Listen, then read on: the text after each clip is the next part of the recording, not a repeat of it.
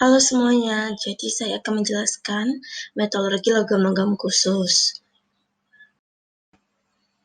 Kami dari kelompok 7, saya Salafita sebagai pemateri pertama, sedangkan Esther Florencia menjadi pemateri kedua dan Anggit Hatwa pemateri ketiga, serta Nanda Reza pemateri keempat. Langsung saja kita masuk ke definisi metodologi. Metodologi merupakan proses industri pemurnian logam dari biji-biji mineral. Proses metodologi antara lain melibatkan kegiatan-kegiatan penambangan, pemukauan biji menjadi logam bebas, pemurnian logam, dan pencampuran logam. Ada perlakuan-perlakuannya. Yang pertama adalah peleburan. Peleburan adalah proses pelelehan atau memisahkan material menjadi dua lapisan atau lebih. Kalsinasi adalah pemanasan biji untuk penguraian dan penghilangan produk-produk untuk volatil, itu pengotor. Nah, sedangkan pengolahan logam mentah menjadi logam yang lebih murni. Prometalurgi, penggunaan suhu tinggi untuk mengubah atau mereduksi mineral. Pemanggangan, reaksi termal antara biji dengan udara oksigen dalam tamur. Nah, ini adalah magnesium. Magnesium bagian terdapat sebagai biji, karbonat, dan garam-garam di air laut. Magnesium diendapkan sebagai MgOH2 melalui penambahan CaO2, air kapur, pada air laut. Air kapur diperoleh dari penghancuran CaCO3, pemanasan CaCO3, dan kemudian penambahan air suspensi MgOH2. Disaring dan padatan MgOH2 yang diperoleh dinetralkan dengan HCl untuk memperoleh larutan MgCl2. Aluminium diperoleh dari biji bauksit yang mengandung Al2O3, Fe2O3, TiO2, dan SiO2 melalui beberapa tahap. Yang pertama, memisahkan Al2O3 melalui penambahan larutan basa kuat seperti NaOH. Yang kedua, memisahkan larutan NaAlOH4 dari endapan dan mengubah NaAlOH4 menjadi endapan AlOH3 melalui penambahan CO2 ke dalam larutan. Yang ketiga, panaskan endapan AlOH3 untuk memperoleh padatan Al2O3. Selanjutnya, dilakukan penguapan untuk memisahkan H2O yang dari padatan MgCl2. Magnesium yang diperoleh selanjutnya dipisahkan atau dipadu dengan logam-logam ringan lain. Adapun gas Cl2 yang dihasilkan untuk produksi HCl untuk menetralkan MgOH2 yaitu 3. Besi atau Fe. Biji yang paling banyak mengandung besi adalah hematit Fe2O3 atau magnetit Fe3O4. Oksida-oksida ini direduksi dalam tanur tinggi dengan karbon monoksida, campuran kokas, batu kapur, CaCO3, dan biji dimasukkan dari atas tanur.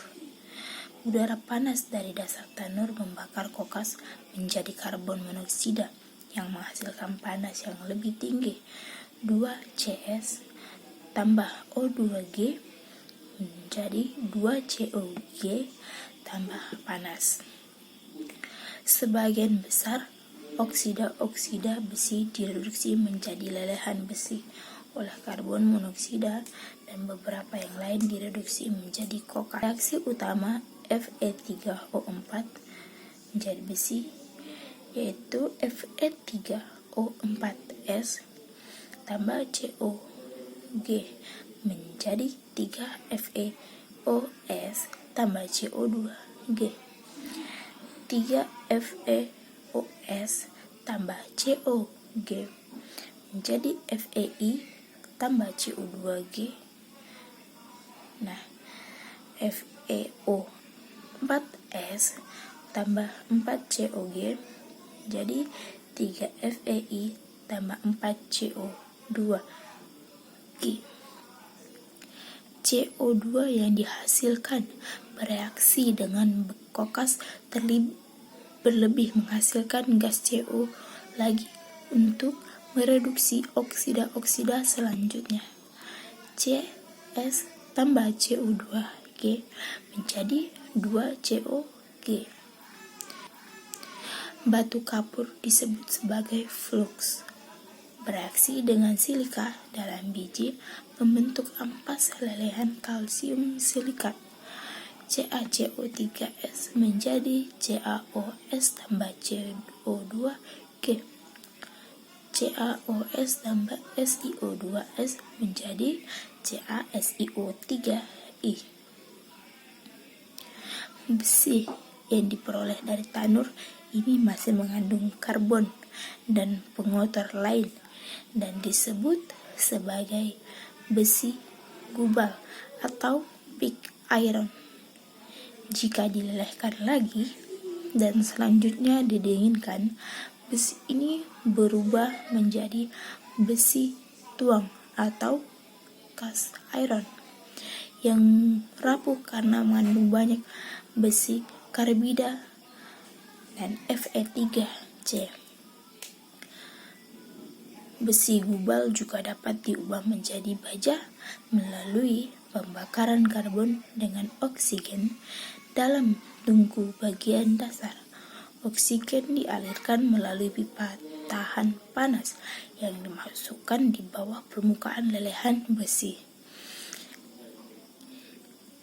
Karbon terbakar menjadi CO yang selanjutnya menjadi CO2 disertai dengan pelepasan panas yang Tembaga. Tembaga banyak digunakan khususnya dalam bentuk paduannya seperti perunggu, Cu2, Cu dan Sn, dan kuningan Cu dan Cn. Dua kelompok utama biji tembaga yang penting adalah chalcopyrite, CuFeS2, dan karbonat basa, seperti azurit, Cu3, CO32, OH2, dan melaset, Cu2, CO3, OH2. Pemisahan tembaga dari biji CuFeS2 dilakukan melalui proses flotasi dan penghilangan pengotor yang mudah menguap. Udara dengan jumlah cukup digunakan untuk mengubah besi 2 sulfida menjadi senyawa oksidanya, tetapi tidak mengubah tembaga sulfida. Nah, ini reaksinya 2 CuFeS2 tambah 3O2 bereaksi menjadi 2 FeO tambah 2 CuS dan 2 SO2.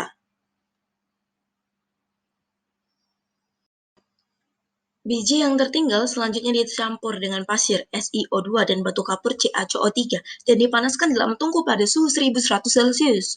CuS direduksi menjadi lelehan Cu2S. Nah, ada reaksinya nih. 2 CuS tambah O2 direaksikan menjadi Cu2S tambah SO2. Tembaga yang masih kotor selanjutnya dimurnikan melalui proses elektrolisis. Larutan tembaga 2, sulfat dan asam sulfat. Tembaga yang dimurnikan dipasang sebagai katoda dan tembaga lain yang murni sebagai katoda. Selama elektrolisis berlangsung, Cu dan anoda teroksidasi dan larutan menjadi ion Cu2+. Ion-ion ini selanjutnya bergerak ke katoda dan mengalami reduksi menjadi logam Cu yang terlapis di katoda. Anoda, oksidasi Cu kotor sama dengan Cu2+ tambah 2E. Katoda, reduksi Cu2+ tambah 2E min bereaksi menjadi Cu. Reaksi total Cu kotor tambah Cu murni. Emas merupakan logam inert sehingga banyak ditemui di berbagai unsur bebas. Karena densitasnya yang tinggi, emas dapat dipisahkan melalui dekantansi dengan air menggunakan termpaya pendulang. Emas berjumlah sedikit sehingga perlu diekstrak melalui proses cyanida dengan meniupkan udara selama proses pencampuran biji dengan larutan NaCN. Perilaku ini menyebabkan terjadinya oksidasi senyawa, temperatur yang membentuk senyawa kompleks yang larut dalam air. Setelah filtrasi, logam emas bebas dapat dihasilkan reduksi AU Cu2-1 AQ melalui reduksi AU CN2-1 dengan zinc. Terima kasih telah mendengarkan penjelasan dari kelompok 7, metalurgi logam-logam khusus. Kami tutup presentasi kami ini. Selamat siang.